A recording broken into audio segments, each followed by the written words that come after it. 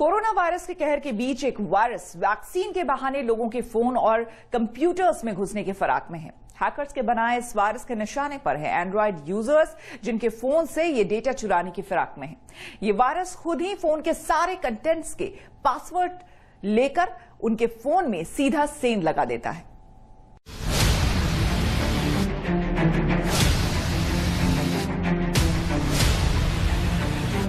कोविड-19 की वैक्सीन लगवाने के लिए हर कोई तैयार है। सभी को पता है कि कोरोना के कहर से बचने के लिए वैक्सीन ही अकेला हथियार है।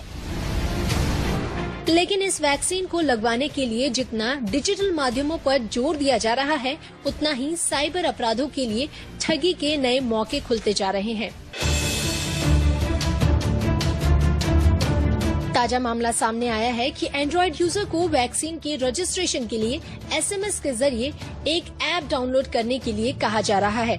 ये फेक ऐप यूजर्स की सारी निजी जानकारियां चुरा लेता है। इतना ही नहीं, ये सॉफ्टवेयर फोन के सारे कॉन्टैक्ट्स को भी यही एसएमएस भेज देता है।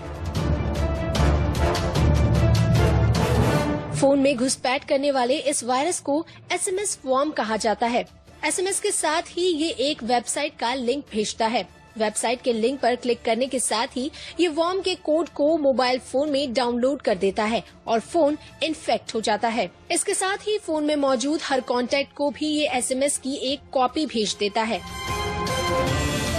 ये दो तरह से काम करता है।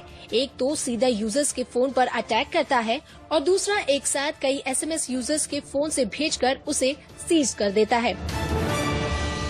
अगर आपको कोई लिंक आता है और कहता है कि ये डाउनलोड करेंगे तो आपका एप्लीकेशन रजिस्टर हो जाएगा, अगर आप वो डाउनलोड करते हैं तो दो चीजें होती हैं।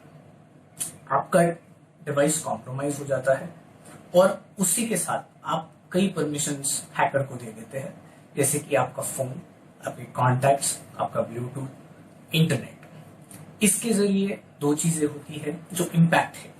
एक तो आपके सारे एसेट डिटेल्स उनको विजिबल होते हैं, जैसे कि आपकी फोटोज, मेल्स, डॉक्यूमेंट्स एक्सेट्रा, और वो उनको पूरा वाइप आउट कर सकते हैं। आइए अब जानते हैं कि किस किस तरह से ये फर्जी सॉफ्टवेयर यूजर्स को नुकसान पहुंचा सकता है।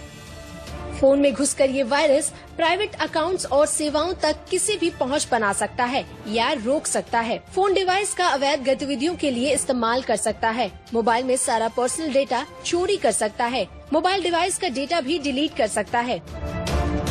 हालांकि इससे बचने के लिए अगर यूजर्स थोड़ी सी सावधानी दिखाएं तो फिर ये वायरस फोन में घुसपैठ करने से बच सकता है।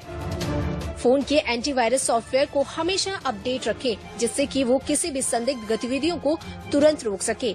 सिस्टम और सभी एप्लीकेशंस को अपडेट रखना जरूरी है। मजबूत पासवर्ड के साथ ही 2 फैक्टर ऑथेंटिकेशंस का लॉगिन के लिए इस्तेमाल करें। ऐप की मांगी गई हर सहूलियत को ठीक से जांचें, परखें और फिर अनुमति देने पर विचार करें। किसी तरह के संदिग्ध साइबर हमले की तुरंत अथॉरिटीज को जानकारी मुहैया कराएं। जानकारों का मानना है कि थोड़ी सी सावधानी इस तरह के हमले रोकने में मददगार हो सकती है। अगर आपको कभी भी कोई लिंक आए आपके दोस्त या रिश्तेदार से, तो आपको बस थोड़ी बेसिक चीजें फॉलो करनी है टू अवॉइड दिस। आपको चेक करना है कि गूगल प्ले स्टोर में है कि नहीं, इफ इट इज ऑथेंटिक और नॉट। दूसरी चीज आपको ट्राई देखनी है कि ये एडिटर्स चॉइस है या डेवलपर रेटिंग्स है क्या नहीं। तीसरी चीज करनी है, उनके रिव्यूज देखने हैं, उनको कितनी रेटिंग्स है। अगर 2 स्टार के बिलो रेटिंग्स है तो अवॉइड करें।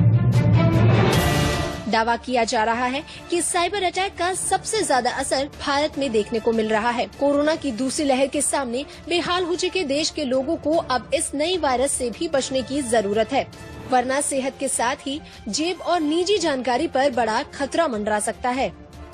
आज तक ब्यूरो। बिजनेस आज तक में मेरे साथ फिलहाल इतना।